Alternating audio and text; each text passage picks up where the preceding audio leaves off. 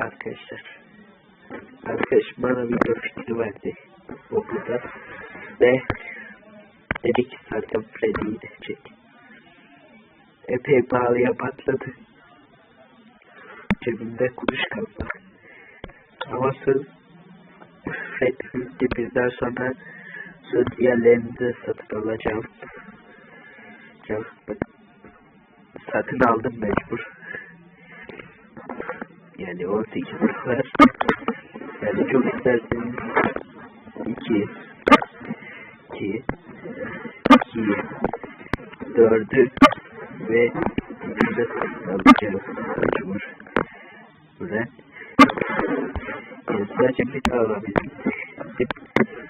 Dedim ki sonrakilerde de 2, 3 ve 4'ü de ineceğim. Spy Surfer'de. Arkadaşım böyle istedi. Eğer bu videoyu görüyorsa gör. Five Nights at Freddy'yi indirdim. Yani o kadar pahalıya patladı ki. Param bitti resmen. Ama yarın diğerlerini alacağım söz.